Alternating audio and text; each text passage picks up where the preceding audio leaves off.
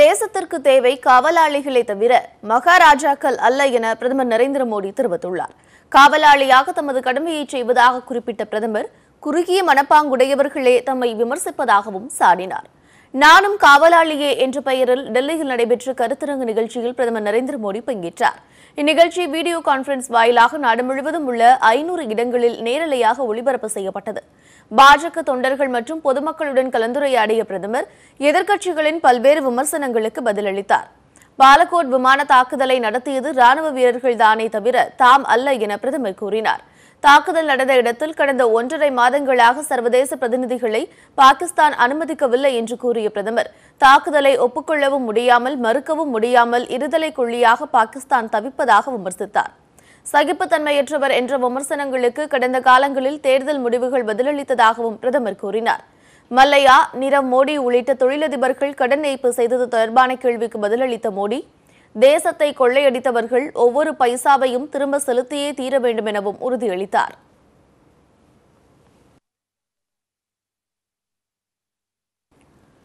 காங்கிரஸ் ஆட்சிக்கு வந்தால் அரசு துறைகளில் காலியாக உள்ள 22 லட்சம் காலிப்பணியிடங்கள் நிரப்பப்படும் என ராகுல் காந்தி கூறியுள்ளார்.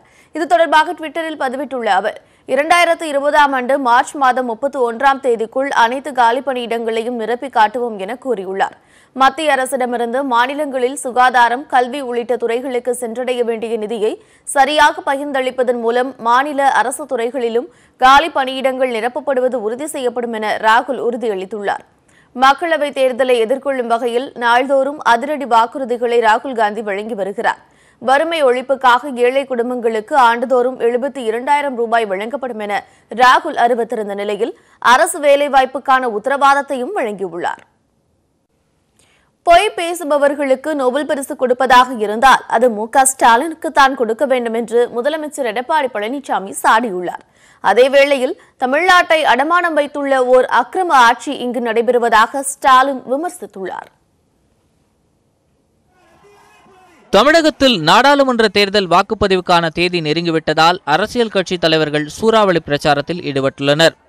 இந்நிலையில் தஞ்சை நாடாளுமன்ற தொகுதியில் கூட்டணி கட்சி சார்பில் போட்டியிடும் தமிழ் மாநில காங்கிரஸ் வேட்பாளர் நடராஜன் மற்றும் தஞ்சை இடைத்தேர்தலில் அதிமுக சார்பில் போட்டியிடும் ஆர். காந்தி ஆகியோருக்கு ஆதரவாக திருவையாறு, கரந்தை, ஒரத்தநாடு, பட்டுக்கோட்டை பகுதிகளில் முதலமைச்சர் எடப்பாடி பழனிசாமி பரப்புரை மேற்கொண்டார்.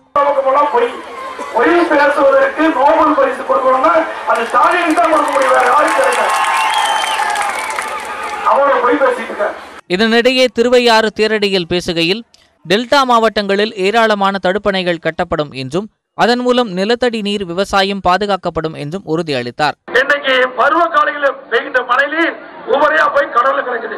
அப்படி உபரியா செல்கின்ற நீரை ஆங்காங்க தடுப்பணை கட்டி நீரை தேக்கி நிலத்தடி நீரை வீழ்த்தி விவசாயத்துக்கு தேவை நீர் கொடுக்கிறோம். இங்க கூட தடுப்பணை கட்டுறோம். இந்த ஒரு தடுப்பணையில எவ்வளவு தடுப்பணை கேட்கிறோமோ அத்தனை அம்மாருக்கு கட்டி தரும். ஒரு சொட்டு நீர் கூட வீணாகக்கூடாது. வேலூர் நாடாளுமன்ற தொகுதியில் போட்டியிடும் திமுக வேட்பாளர் கதிர் ஆனந்திற்கு ஆதரவாக அக்கட்சியின் தலைவர் மு.க. ஸ்டாலின் பரப்புரை செய்தார். அப்போது பேசுகையில், ஆட்சி மாற்றம் வந்தவுடன் வாணியம்பாடி பகுதிக்கு காவிரி நீரை கொண்டு வந்து சேர்ப்பேன் என்று உறுதியளித்தார். மோடி ஒரு சர்வாதிகாரி, பிரதமராக இருக்கக்கூடிய மோடி ஒரு சர்வாதிகாரி. அதேவேளை தமிழ்நாட்டில் இருக்கக்கூடிய முதலமைச்சர் எடப்பாடி பழனிசாமி ஒரு உதவாக்கரர். அடமானம் வச்சிருக்கக்கூடிய ஒரு அக்கிரம ஆட்சி தமிழ்நாட்டில் நடந்து கொண்டிருக்கிறது. ஆக அந்த ஆட்சியும் எப்ப மத்தியில் ஒரு ஆட்சி மாற்றம் வருகிறதோ, அங்கே ஆட்சி மாற்றம் வந்த உடனே தமிழ்நாட்டிலும் ஆட்சி மாற்றம் வரத்தான் போகிறது. அதில் எந்த சந்தேகமும் கிடையாது. ஆரணியில் திருவண்ணாமலை மக்களவை தொகுதியில் போட்டியிடும் அதிமுக வேட்பாளர் செஞ்சி ஏழுமலை ஆதரித்து துணை முதலமைச்சர் வாக்கு சேகரித்தார். அது பேசுற பொய்யுங்க. நல்லா தானே போயிட்டு நம்ம எந்த குறையும் வைக்கல. நம்ம எந்த குறையும் வைக்கல. ஒரு திட்டம் கூட குறைச்சிருக்கோமா? நம்ம சேர்ந்தே கொடுக்குறோம், கூடுதலாத்தையும் கொடுத்துட்டு இருக்கிறோம். இன்னொன்னு சொல்றாரு, இபிஎஸ் ஓபிஎஸ் தமிழகத்திலே தீட்டு குளிச்சுட்டாங்க. நம்ம என்ன தீப்பத்தோட அலைஞ்சிட்டு இருக்கிறேன். அம்மா கொடுத்த திட்டங்களை ஒண்ணு இல்லாம குறை இல்லாம கொடுக்கணும், கூடுதலாக மக்களுக்கு தேவைகளை அறிந்து கொடுக்கணும். நம்ம நல்லாட்சி நடத்திட்டு இருக்கிறோம். திமுகவால் எந்த தேர்தலிலும் வெற்றி பெற முடியாது என பாமக நிறுவனர் ராமதாஸ் பேசினார். கடலூர் மக்களவை தொகுதியில் அதிமுக வேட்பாளர் கோவிந்தசாமிக்கு முத்துநகர் பகுதியில் ஆதரவு திரட்டி பேசுகையில் இவ்வாறு கூறினார். 3 விதமான சக்தி: ஆக்கும் சக்தி, காக்கும் சக்தி, அழிக்கும் சக்தி. இப்ப நீங்க அழிக்க போறது இந்த தேர்தலில் அரசியல் யார? அதுக்காக தான் சொன்னேன். பெண்களாகி நீங்க முடிவு பண்ணுங்க. உங்களுக்கு நீங்க முகம் சுளிக்கிற மாதிரி இந்த 8 ஆண்டு காலத்தில் அதிமுக ஆட்சி ஏதாவது இருக்குதா? ஒண்ணு இல்லை. எல்லாம் நல்லது செய்யறாங்க, எல்லாம் நல்லபடியா இருக்கு. நடைபெறவுள்ள தேர்தல் ஜனநாயகமா பாசிசமா என்பதற்கு விடை காணும் தேர்தல் என்று மதிமுக பொதுச் செயலாளர் வைகோ தெரிவித்துள்ளார். திமுக சார்பில் கடலூர் தொகுதியில் போட்டியிடும் TRVS ரமேஷ்க்கு ஆதரவு திரட்டி உழவர் சந்தை அருகே பேசுகையில் இந்த கேள்வியை எழுப்பினார். வேலையில்லா திண்டாட்டத்துக்கு என்ன காரணம்? தமிழகத்தை நாடி வந்த பன்னாட்டு கம்பெனிகள் இங்கே வேலை வாய்ப்பை உருவாக்கக்கூடிய வாய்ப்பை ஏற்படுத்த வந்த போது இவர்கள் கேட்ட கமிஷன், ஊழல் புதை மணலிலே சிக்கி இருக்கக்கூடிய அரசினுடைய ஊழல்கள், அந்த ஊழல் காரணமாக அவர்கள் கேட்ட கமிஷன், ஹோண்டா கார் விரிவாக்க தொழிற்சாலை சென்னை புறநகர் பகுதியில் அமைய வேண்டிய தொழிற்சாலை குஜராத்துக்கு போனது. சேலம் மக்களவை தொகுதியில் அமமுக வேட்பாளர் SK செல்வத்தை ஆதரித்து அக்கட்சியின் துணை பொதுச் செயலாளர் TTV தினகரன் வாக்கு சேகரித்தார். அப்போது பேசுகையில் மோடி பிரதமராக இருந்தால் மட்டுமே முதலமைச்சர் பழனிசாமிக்கு பாதுகாப்பு என்று கூறினார். கல்லாப்பெட்டியை ஒழிக்க பரிசு பெட்டி சென்றோம். ஊராய் சுற்றுகிறாரா? மக்களை எல்லாம் போய் சந்திக்கிறாரா? அதாவது கல்லாப்பட்டி நிரம்பினா போதுன்னு வாழ்ந்து கொண்டிருக்கிறார்கள். நீங்க பணம் தர்றேன்னு சொன்னீங்கன்னா இந்த பட்டியல கூட படுத்துவாங்க அவங்க. இயற்கை வளங்கள் சுரண்டப்படுவதால் விரைவில் இந்தியா நீரற்ற நாடாக மாறும் என்று நாம் தமிழர் கட்சி ஒருங்கிணைப்பாளர் சீமான் சாடியுள்ளார். அக்கட்சியின் சார்பில் சேலம் தொகுதியில் போட்டியிடும் ராசா அமைப்பனை ஆதரித்து தாதகாப்பட்டியில் பேசுகையில் காங்கிரஸ் பாஜகவை புறக்கணிப்போம் என்றார். 18 ஆண்டுகள் தொடர்ச்சியாக இந்திய அமைச்சரவையில் இருந்த திமுக அப்போது செய்யாத ஒன்றை இனி வந்து என்ன செய்ய போகுது? 37 பாராளுமன்ற உறுப்பினர்களை கொண்டு போன அதிமுக அப்போது செய்யாத ஒன்றை இப்போது என்ன செய்ய போகுது? இன்னுமா இவர்களை நம்புகிறீர்கள்? இன்னுமா மறுபடியும் இவர்களுக்கு அநீதியை இழைப்பவர்களுக்கு அதிகாரத்தை கொடுப்பதற்காக கல்வி உங்களுக்கு அதற்காக படித்தீர்கள், அதற்காக மூளை, அதற்காக அறிவு. காஞ்சிபுரம் மக்களவை தொகுதியில் போட்டியிடும் மரகதம் குமரவேல் மற்றும் திருப்பூரூர் சட்டப்பேரவை இடைத்தேர்தலில் போட்டியிடும் ஆறுமுகத்துக்கு ஆதரவாக கீழம்பாக்கத்தில் தேமுதிக பொருளாளர் பிரேமலதா பிரச்சாரம் மேற்கொண்டார். அப்போது பேசுகையில் விஜயகாந்த் விரைவில் களத்தில் இறங்கி வாக்கு சேகரிப்பார் என்றார். தலைவருடைய புரோகிராம் எப்பன்றது தலைமை கழகம் அதிகாரப்பூர்வமாக அறிவிக்கும் என்பதையும் இந்த நேரத்தில் உங்க எல்லாருக்குமே நான் தெரிவிச்சுக்கிறேன். உங்க கேப்டன் நல்லா இருக்காரு, அதுக்கு நம்ம கேப்டன் சிங்கம் தான்.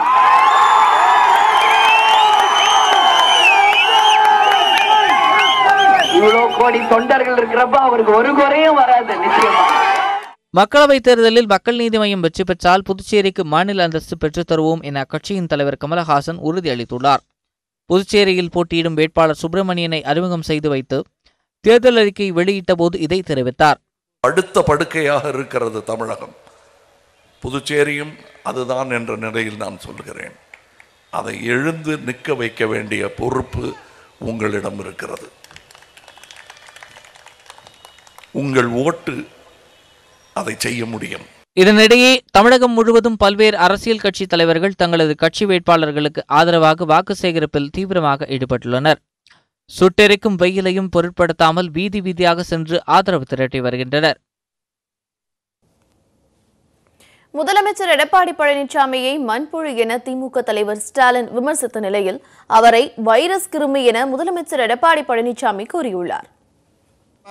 மண்புழுவை போல நகர்ந்து போய் பதவி வாங்கிட்டு யார் இந்த சசிகலா கேட்டது எடப்பாடி. இது சந்தர்ப்பவாதம். நான் படிப்படியாக தான் வளர்ந்து இன்றைக்கு முதலமைச்சராக வந்திருக்கிறேன். சசிகலா இதற்கெல்லாம் காரணம் இல்லை என்று சொல்றது சந்தர்ப்பவாதம். தினகரனை சகோதரன் சொல்லி ஆர்கநகர் தேர்தலில் போய் ஓட்டு கேட்டீங்களா, அது சந்தர்ப்பவாதம். பன்னீர்செல்வத்துக்கு வேற வேலையே இல்லையா என்று சொன்னது சந்தர்ப்பவாதம். நான் விவசாயிக்கு நண்பனா இருக்கிறேன். மண்புழுவா இருந்து விவசாயியுடைய நிலத்திலேயே அடியுரமா இன்னைக்கு அந்த வேளாண் பெருமக்களுக்கு இயற்கை உரத்தை கொடுக்கப்படுது மண்புழு. அது கூட தெரியாது பேசிட்டு இருக்காரு அவரு. ஆனா விவசாயம் பத்தி அவருக்கு தெரியாது. ஆனா ஸ்டாலின் பொறுத்த வரைக்கும் நாம் பயிரிடுறோம்ல, அந்த பயிரை தாக்குகின்ற வைரஸ் கிருமி, விவசாயிகளுடைய பயிரை தாக்குகின்ற வைரஸ் கிருமி, அந்த வைரஸ் கிருமியை விவசாய பெருமக்கள் அழிப்பார்கள். தமிழகத்தின் பல்வேறு பகுதியில் வேட்பாளர்கள் தீவிர வாக்கு சேகரிப்பில் ஈடுபட்டு வரும் நிலையில் பிரச்சார களத்தில் நிகழ்ந்த சில சுவாரஸ்யங்களை தற்போது பார்க்கலாம். அரசியல் கட்சி தலைவர்கள் தேநீர் கடையில் அமர்ந்து டீ அருந்துவதை வாடிக்கையாக கொண்டுவிட்ட நிலையில் தென்சென்னை அதிமுக வேட்பாளர் ஜெயவர்தன் ஒரு படி மேலே ஏறி டீ ஆற்றினார். சோழிங்கநல்லூரில் உள்ள கந்தஞ்சாவடியில் வாக்கு சேகரித்த ஜெயவர்தன் டீ கடையில் நின்று கொண்டு எதில் எதை ஊற்றுவது என கேட்டு கேட்டு டீ போட்டுக் கொடுத்தார். ஆனால் சர்க்கரை போட மறந்துவிட்டார்.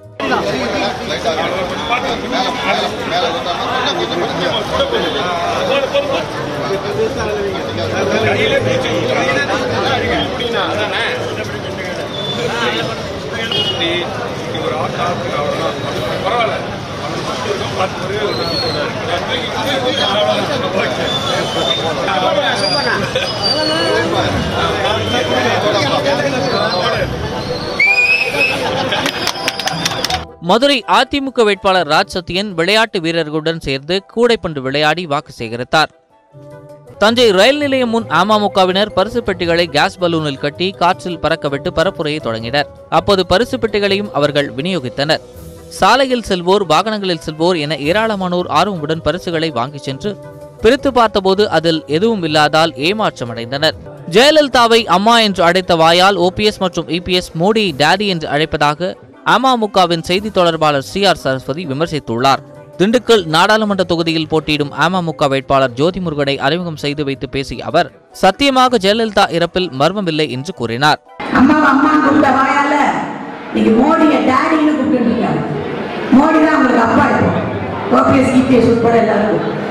திருவள்ளூர் நாடாளுமன்ற தனி தொகுதிக்கு உட்பட்ட 6 சட்டமன்ற தொகுதிகளில் அதிக வாக்குகள் பெற்றுத்தரும் சட்டமன்ற தொகுதிக்கு முதல் 3 பரிசுகள் வழங்கப்படும் என்று அமைச்சர் பெஞ்சமின் தெரிவித்தார்.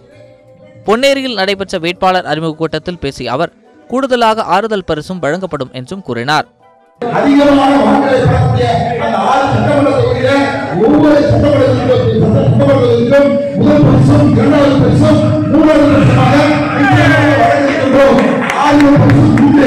₹5 பெற்றுக்கொண்டு துண்டு பிரசுரம் விநியோகித்து திருப்பூரில் நாம் தமிழர் கட்சியினர் வாக்கு சேகரிப்பில் ஈடுபட்டனர்.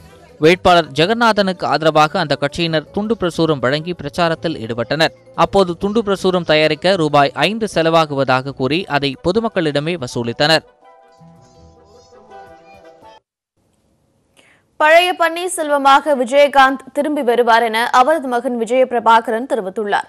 வடசென்னை தொகுதி தேமுதிக வேட்பாளர் அழகாபுரம் மோகன்ராஜை ஆதரித்து பரப்புரை மேற்கொண்ட அவர் விரைவில் விஜயகாந்த் பிரச்சாரத்திற்கு வருவார் என்று கூறினார். அவர் முகத்தை எல்லாருக்கும் பார்க்கணும் ஆசையா இருக்குல்ல. கெத்தா வருவாரு, மாசா வருவாரு, வடசென்னை கலப்புவார் கேப்டன் வந்து. நீங்க எல்லாரும் தைரியமா இருங்க. கேப்டன் சூப்பரா இருக்காரு, எந்த குறையும் இல்ல. டே பை டே இன்க்ரீஸ், அவரோட ஹெல்த் நல்லா இன்க்ரீஸ் ஆகிட்டே வருது. அமெரிக்கால வந்தோடனே தாம் தூள் குதிக்க முடியாது. அவர் கொஞ்சம் டைம் கொண்டு போகிறோம், கொஞ்ச நாள். கண்டிப்பா பழைய கம்பீரத்தோட பழைய பன்னீர்செல்வத்தை நம்ம எல்லாருமே பார்ப்போம். மத்தியில் ஆட்சி மாற்றம் ஏற்பட்டால் தமிழகத்திலும் நிச்சயம் ஆட்சி மாற்றம் ஏற்படும் என்று முன்னாள் மத்திய அமைச்சர் ப. சிதம்பரம் தெரிவித்துள்ளார்.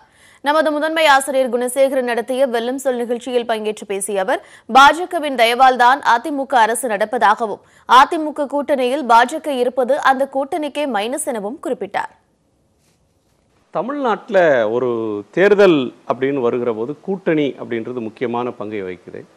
முதலமைச்சர் எடப்பாடி பழனிசாமி ஒரு கருத்தை சொல்லிகிட்டே இருக்கிறார். திமுக கூட்டணியில் இருக்கக்கூடிய கட்சிகளுக்கு இருக்கிற வாக்கு வங்கியை விட அதிமுக கூட்டணியில் பாமக, தேமுதிக, பாஜகன்னு இருக்கிற கட்சிகளுக்கு வாக்கு வங்கி வலிமை இருக்கிற கட்சிகளை நாங்கள் சேர்த்திருக்கிறோம், எங்கள் அணி வலிமையானதுன்னு சொல்கிறார்.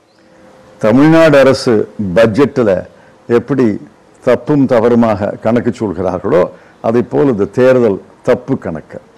திரு பழனிசாமி, திரு பன்னீர்செல்வம் அவர்கள் தலைமையில் இருக்கும் அண்ணா திராவிட முன்னேற்றக் கழகம் எம்ஜிஆர் கண்ட அண்ணா திராவிட முன்னேற்றக் கழகம் அல்ல. ஏன் செல்வி ஜெயலலிதா தலைமையில் இருந்த அண்ணா திராவிட முன்னேற்றக் கழகம் கூட அல்ல. அண்ணா திராவிட முன்னேற்றக் கழகம் ஏறத்தாழ 2ஆக உடைந்திருக்கிறது. ஆர்கே நகர் தொகுதியில் அது நிரூபணமாகிவிட்டது. அது மட்டுமல்ல, 5 ஆண்டுகளுக்கு முன்னால் இருந்த அல்லது 10 ஆண்டுகளுக்கு முன்னால் இருந்த தேமுதிக, பாமக இன்று கிடையாது. இவை இரண்டும் பலவீனமாகிவிட்ட அரசியல் அமைப்புகள். பாரதிய ஜனதா கட்சியை கூட்டு சேரும் பொழுது பல பேர் தப்பு கணக்கு போடுறாங்க. 1+1+1+1 4ன்னு கணக்கு போடுறாங்க. தப்பு. 1+1+1 -1 ஆக 2ன்னு கணக்கு போடணும். பாரதிய ஜனதா கட்சியை கூட்டணியிலே சேரும் பொழுது அது மைனஸை ஒழிய பிளஸ் அல்ல. நீங்க பாஜகவை சேர்க்கிறது மைனஸ் அப்படின்ற பார்வையை சொல்றீங்க. பாஜக தான் தங்களுடைய பலம் அப்படின்னு அந்த தரப்பு நினைக்கிறாங்க. வாஸ்தவம். பாஜக தான் அவர்களுடைய பண பலம், பாஜக தான் அவர்களுடைய அதிகார பலம். இன்னும் சொல்ல போனா அவர்கள் இருப்பதே பாஜக போட்ட பிச்சை. பாஜகவுடைய கைப்பாவை அரசு தமிழ்நாடு அரசு. பாஜக தன்னுடைய ஆதரவை விலக்கிக் கொண்டால் இந்த அரசு மறுநாளே கவிழ்ந்துவிடும். இது ஒரு சிறுபான்மை அரசு, மைனாரிட்டி அரசு. பாஜக டெல்லியிலே ஆட்சி செய்யக்கூடிய தைரியத்தால் தான் இந்த அரசே ஓடுது. நீங்க கூட இந்த தேர்தல் முடிந்து ஆட்சி மாறினால் இந்த தமிழ்நாட்டு சட்டமன்றத்திற்கும் தேர்தல் வரும் அப்படின்னு சொல்லியிருக்கீங்க. எந்த அடிப்படையில் சொல்றீங்க? அவங்க பெரும்பான்மையை சட்டமன்றத்தினுடைய பெரும் நம்பிக்கை கூறும் தீர்மானத்தில் பெரும்பான்மையை நிரூபிச்சிருக்கிறாங்க. பெரும்பான்மை என்பது 234ல் 118 வாங்கி பெரும்பான்மை அல்ல. 118 சட்டமன்ற உறுப்பினர்கள் அவர்களுக்கு இருக்கிறார்களான்னு பார்க்கணும். இன்னைக்கு இல்லை, இன்னைக்கு 110 தான் இருக்கு. தேர்தலுக்கு பிறகு இந்த 110 குறையுமே ஒழியக்கூடாது.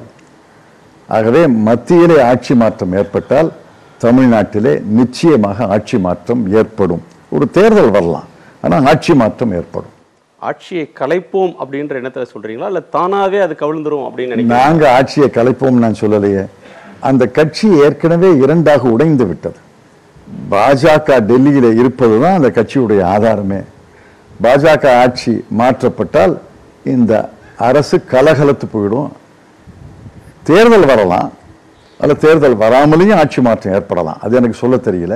ஆனால் எப்படியும் நிச்சயமாக ஆட்சி மாற்றம் ஏற்படும்.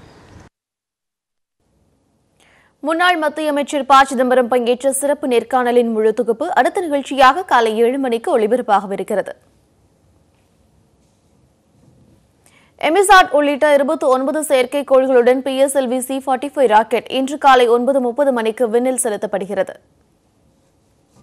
இந்திய விண்வெளி ஆராய்ச்சி மையமான இஸ்ரோ உலகிலேயே முதல் முறையாக 3 வெவ்வேறு புவி வட்டப்பாதைகளில் செயற்கைக்கோள்களை செலுத்த உள்ளது. காலையில் 9:27 PSLV C-45 ராக்கெட்டை விண்ணில் ஏவுவதற்கான 27 மணி நேர கவுண்டவுன் தொடங்கியது. ஆந்திர மாநிலம் ஸ்ரீஹரிகோட்டாவில் உள்ள சதீஷ் தவான் விண்வெளி மையத்தில் இருந்து இந்த ராக்கெட்டானது ஏவப்படுகிறது. இந்தியாவின் பாதுகாப்பு ஆராய்ச்சி மற்றும் மேம்பாட்டு நிறுவனம் தயாரித்த எமிசாட் செயற்கைக்கோளை இந்த ராக்கெட் சுமந்து செல்கிறது. ராணுவ உளவு பயன்பாட்டுக்கான செயற்கைக்கோளே இந்த எமிசாட் என கூறும் இஸ்ரோ இதன் எடை 436 கிலோ என்றும் தெரிவித்துள்ளது. இது உள்நாட்டு பாதுகாப்பு ஆராய்ச்சி மற்றும் மேம்பாட்டு நிறுவனமான DRDO மையத்தின் நேரடி கட்டுப்பாட்டில் இயங்கும். இதேபோல் அமெரிக்கா, ஸ்பெயின், சுவிட்சர்லாந்து உள்ளிட்ட நாடுகளின் 28 செயற்கைக்கோள்களையும் PSLV C-45 ராக்கெட் சுமந்து செல்ல உள்ளது. 3 வெவ்வேறு சுற்றுவட்ட பாதைகளில் இந்த செயற்கைக்கோள்கள் செலுத்தப்பட உள்ளன. முதலில் 753 கிலோமீட்டர் உயரத்தில் அமைந்த சுற்றுவட்ட பாதையில் எமிசாட்டை PSLV C-45 ராக்கெட் செலுத்திய பிறகு இதர செயற்கைக்கோள்கள் 504 கிலோமீட்டர் மற்றும் 485 கிலோமீட்டர் உயர சுற்றுவட்ட பாதைகளில் செலுத்தும். இதற்காக ராக்கெட்டின் என்ஜின்கள் 4 முறை ரீஸ்டார்ட் எனப்படும் மறுதொடக்க செயல்பாட்டிற்கு உள்ளாக்கப்பட உள்ளதாக கூறியுள்ள இஸ்ரோ உலகிலேயே முதல் முறையாக இந்த முயற்சியை மேற்கொள்ள இருப்பதாகவும் விளக்கம் அளித்துள்ளது. இதனிடையே ராக்கெட் ஏவும் நிகழ்வை பொதுமக்கள் நேரடியாக பார்த்து ரசிப்பதற்காக ஸ்ரீஹரிகோட்டாவில் உள்ள ஏவுதளம் அருகே நவீன வசதிகளுடன் அரங்கம் ஒன்றை இஸ்ரோ கட்டமைத்துள்ளது. என்ன ஒரு சிறப்பம்சம் இந்த ராக்கெட்டில் என்னவென்றால், இப்பொழுதுதான் நாங்கள் முதலாக காமன் பப்ளிக்கை இந்த ராக்கெட் லான்ச் பண்ணுறதை பார்க்குறதுக்காக அலோவ் பண்ணுறோம். நாங்கள் இதற்காக ஒரு பெரிய கேலரி உருவாக்கி இருக்கிறோம். முதல் கட்டமாக வந்து நாளை உள்ள வேகப்படுற ராக்கெட்டை பார்க்கறதுக்காக 1000 பேரை விடுற மாதிரி நாங்கள் பிளான் பண்ணியிருக்கிறோம் முதல் சோதனை ஓட்டமாக. இது வெற்றியடைந்தால் இனி வரக்கூடிய எல்லா ராக்கெட் லான்ச்லேயும் வந்து காமன் பப்ளிக் வந்து அவங்க வந்து ராக்கெட் லான்ச் பார்க்கலாம். இந்த அரங்கம் ஏவுதளத்தில் இருந்து 5 கிலோமீட்டர் தொலைவில் அமைக்கப்பட்டுள்ளது. எனினும் ராக்கெட் ஏவுதளத்தை முழுமையாக காணும் வகையில் ஏற்பாடுகள் செய்யப்பட்டுள்ளதாகவும் ராக்கெட் ஏவுதல் முடிந்தவுடன் அங்குள்ள விண்வெளி அருங்காட்சியகத்தையும் பார்வையிட முடியும் என கூறியுள்ள இஸ்ரோ, இதற்கு இஸ்ரோ இணையதளம் மூலமாக முன்பதிவு செய்ய வேண்டும் என்றும் அறிவுறுத்தியுள்ளது.